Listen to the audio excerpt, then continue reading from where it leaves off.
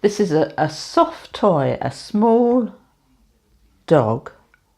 It's brown in colour.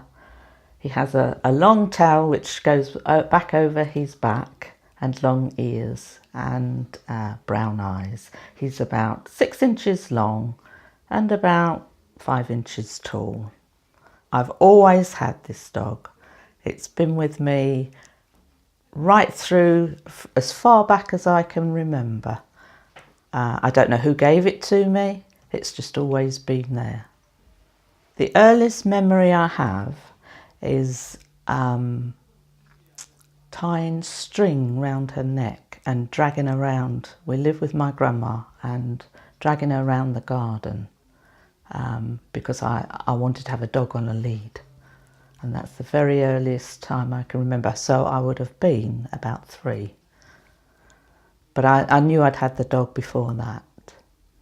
This dog is called Sally. It's because I had an aunt that had a dog, and it was called Smokey. And I loved this dog. It was a huge dog to me because I must have been very small.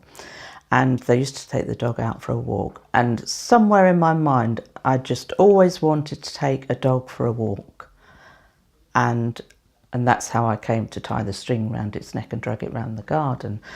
And so for years I had an unnamed dog.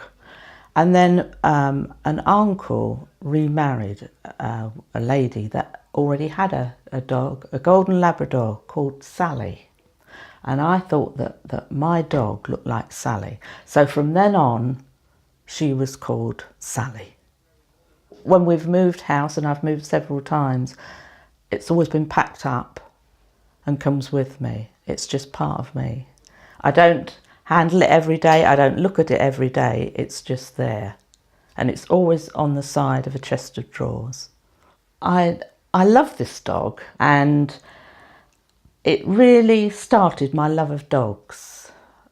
And I was determined that one day I would have a dog. Once I moved house and got my own home, we've always had dogs, with a little gap in between because we could never replace the dog once it had passed on.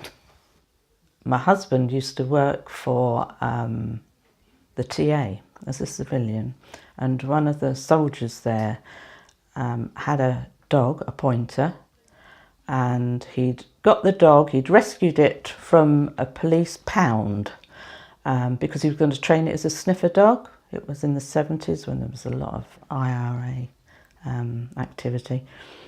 But this dog wasn't very good at being a sniffer dog. So he'd kept it as a pet. They'd moved accommodation and lived in a flat in London, and the dog wasn't a place for a dog to be. So they were looking to rehome it. So my husband said, "Oh, we'll have him." And I can remember him walking through the door. I thought, God, he's enormous. But he was lovely. He was the most precious dog, and he was my first baby. And we had him for 13 years. So from this little dog comes all that.